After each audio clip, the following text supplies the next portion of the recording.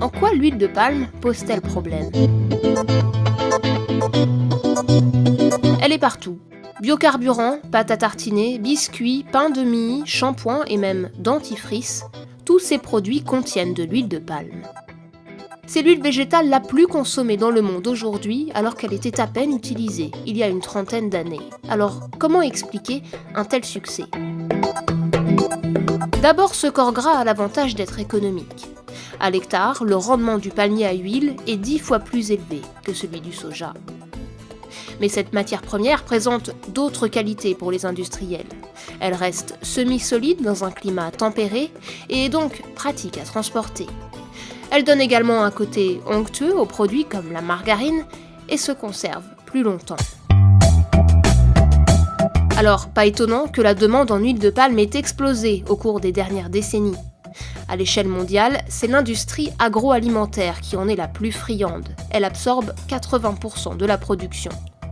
En Europe, en revanche, c'est avant tout dans la fabrication de biocarburants que la majorité de l'huile de palme est consommée.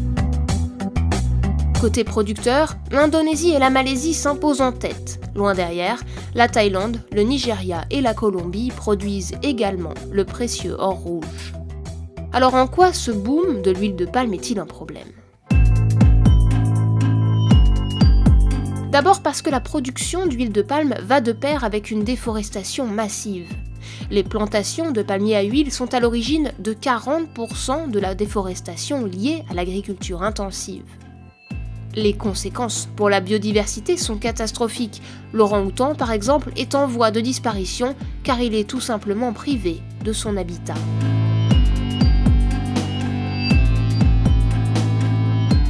La pratique courante des brûlis sur les plantations de palmiers à huile détruit les zones humides et est source de pollution atmosphérique dont les premières victimes sont les populations locales. Par ailleurs, l'ONG Amnesty International a dénoncé des violations fréquentes des droits de l'homme sur les exploitations.